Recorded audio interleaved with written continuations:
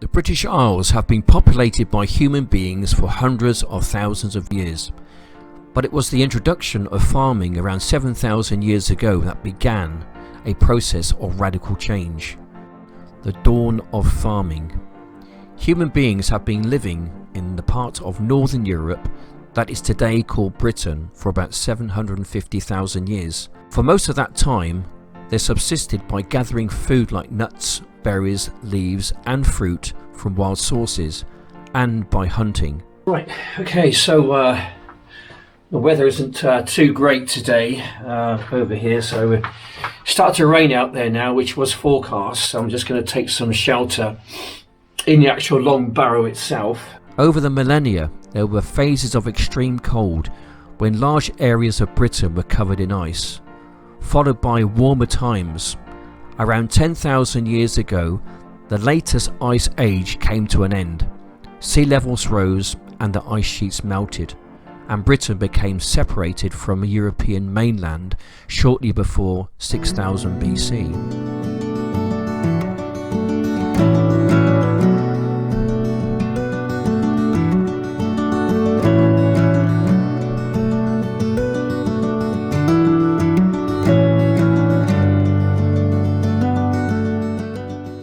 The people living on the new island of Britain were descendants from the first modern humans, or Homo sapiens, who arrived in Northern Europe around 30 to 40,000 years ago.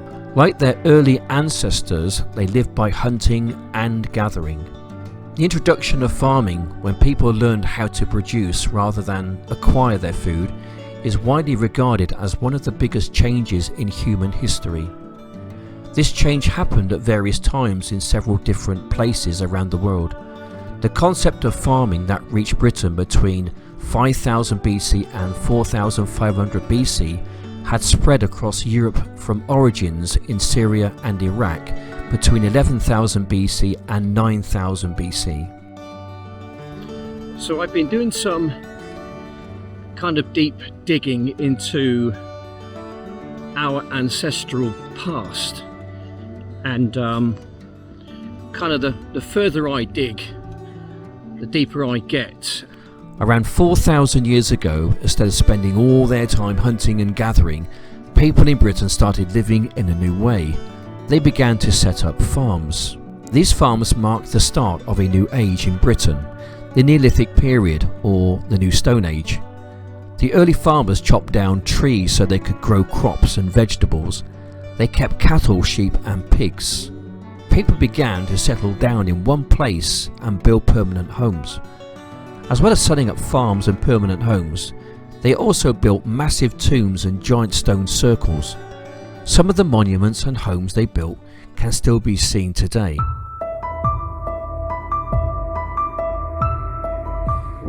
Wayne Smithy Long Barrow.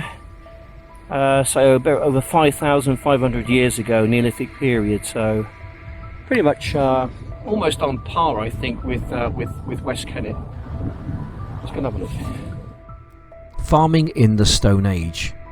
By 3,500 BC, people in many parts of Britain had set up farms. They made clearings in the forest and built groups of houses surrounded by fields. The early farmers grew wheat and barley, which they ground into flour. Some farmers grew beans and peas, others grew a plant called flax, which they made into linen for clothes. The early farmers still went hunting and gathering. They went gathering for nuts and berries to eat, but they spent most of their time working on their farms. So it doesn't go back as far as the West Kennet Long Barrow.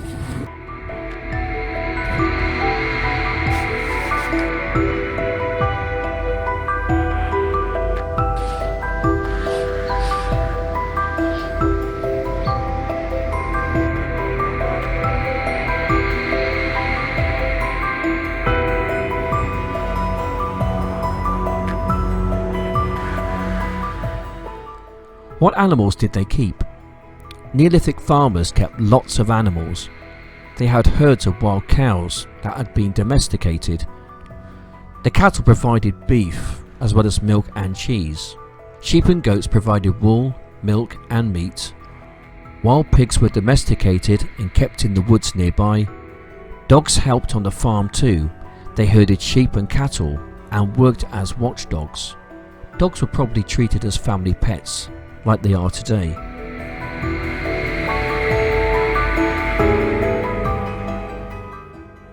What were the houses like? Most Neolithic people built their houses from wooden frames, but there were some places where wood was hard to find. The Orkney Islands off the coast of Scotland, where there are no trees, Neolithic people on the islands built their houses from stone. The Skara Brae settlement on the Orkney Isles dates from between 3200 and 3700 BC. It is made up of a group of one-room circular homes. These houses have built-in furniture made completely from stone. There are stone seats, stone beds and even stone shelves where precious objects were kept. Today the homes at Skara Brae are open to the air, but they were probably covered with roofs of turf or bracken. Each home would have been linked by a set of covered passageways so people could visit whilst keeping warm and dry.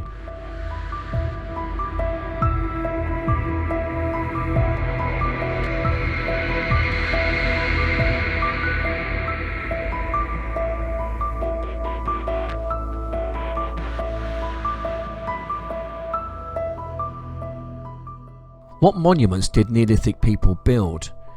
Neolithic people built grave mounds and stone circles. They also met for religious ceremonies on large circular platforms that are known as causewayed enclosures.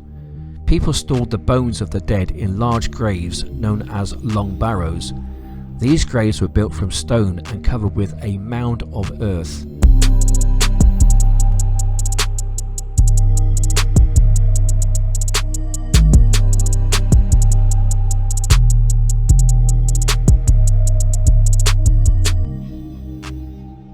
The graves had a central passage with several side chambers containing sets of bones. There were also smaller graves with a single burial chamber. During the Neolithic period, the people started to build stone circles. This practice continued into the early Bronze Age.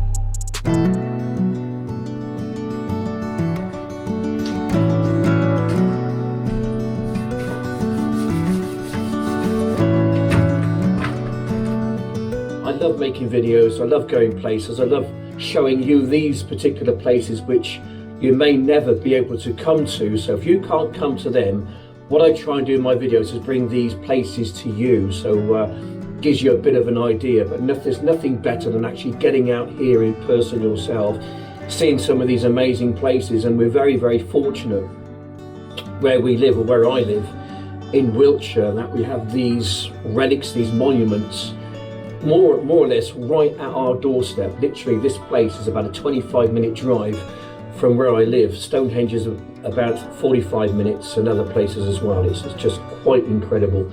So very, very fortunate to live where I actually live.